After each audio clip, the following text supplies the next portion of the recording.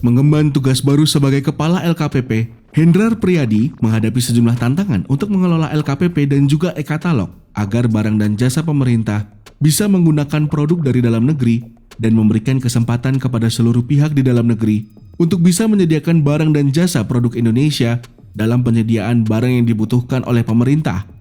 Salah satu yang menjadi sorotan adalah tingkat komponen dalam negeri yang harus tinggi agar sesuai dengan semangat pemerintah dalam program Bangga Buatan Indonesia dan mengurangi ketergantungan barang impor dalam pengadaan barang di pemerintahan. Berikut wawancara bisnis Indonesia dengan Kepala LKPP tentang e-katalog.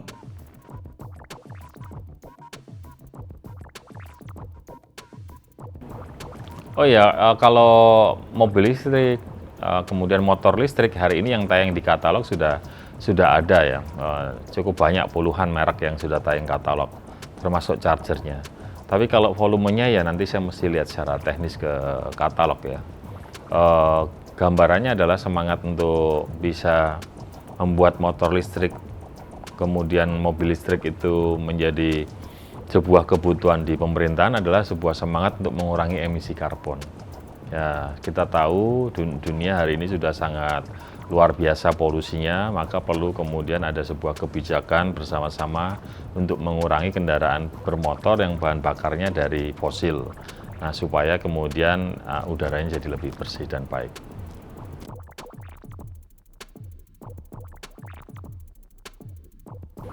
Tidak hanya dari LKPP, hampir semuanya, semua kementerian termasuk LH.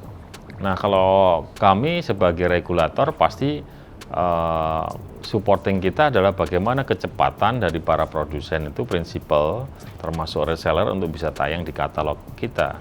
Supaya kemudian ada proses transaksi dari kementerian, lembaga, pemerintah daerah tentang kebutuhan mobil listrik maupun motor listrik ini.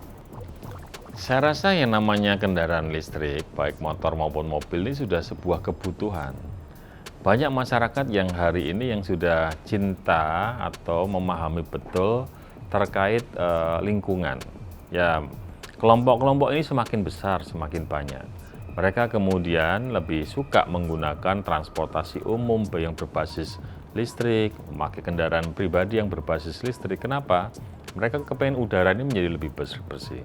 Nah, kalau tadi dikatakan LKPP tahun 2021 itu belum bisa melakukan tayang katalog secara masif, ya menurut saya 2021 dan 2022 ke sini memang ada perbedaannya.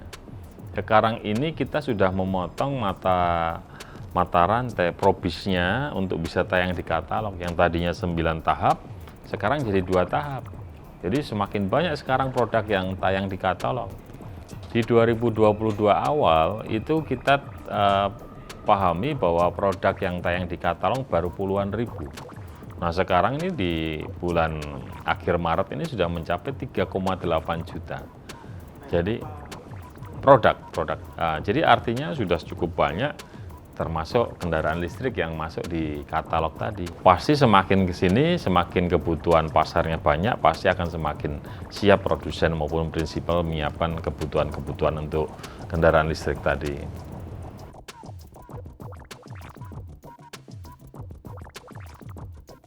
Subsidi itu diberikan untuk produk yang memang memiliki TKDN di atas 40%, artinya produk dalam negerinya kandungannya lebih besar, dan juga ada beberapa persyaratan yang memang harus diisi oleh para calon penerima subsidi.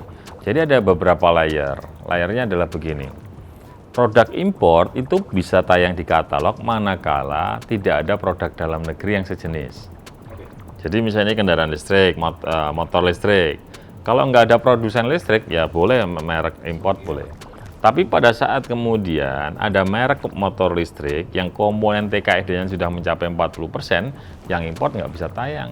Apalagi kalau sudah 100% produk dalam negeri, ya nggak bisa tayang di e-katalog kita, karena kita kan pengadaan untuk APBN, APBD, harus pro pada produk-produk dalam negeri.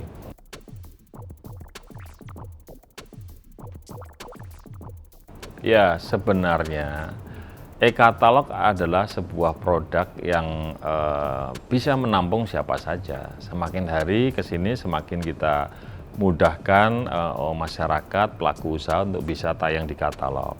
Contoh yang tadi saya sebutkan di awal, dulu untuk bisa tayang katalog lewat 9 tahap, sekarang cukup 2 tahap. Akhirnya banyak orang yang semakin cepat untuk bisa tayang katalog.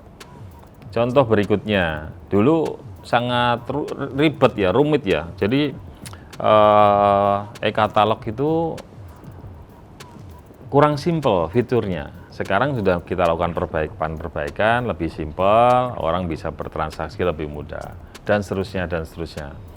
Nah, kalau pertanyaannya, kenapa UMKM di daerah masih lebih susah untuk tayang katalog? Sebenarnya tayang katalog itu nggak harus di LKPP loh. Dari rumah pun mereka bisa. Syaratnya adalah kawan-kawan ini punya yang namanya akun LPSE, betul ya? SPSE, akun SPSE. Akun SPSE ini bisa dia dapatkan dari UKPBJ atau unit kerja pengadaan barang jasa di tempat yang paling dekat dengan mereka. Misalnya saya di Semarang, saya bisa ke Pemkot Semarang. Saya minta akun SPSE, kemudian saya registrasi untuk bisa tayang katalog LKPP, diisi, kita foto produk kita kasih harganya, udah bisa tayang. Nah, apa yang kemudian harus kita lakukan? Kita sosialisasikan.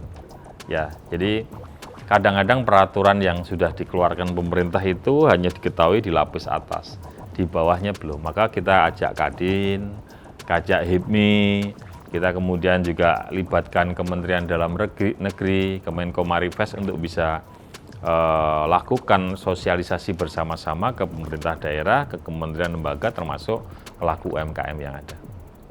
Turun ke bawah, iya, UMKM-nya dikumpulin. Hal yang paling mudah, buat pameran atau buat pasar murah, libatkan UMKM, ajak booth dari Pemda, ajak booth dari LKPP, sudah, itu dikasih sosialisasi, hari itu mereka bisa tayang di katalog.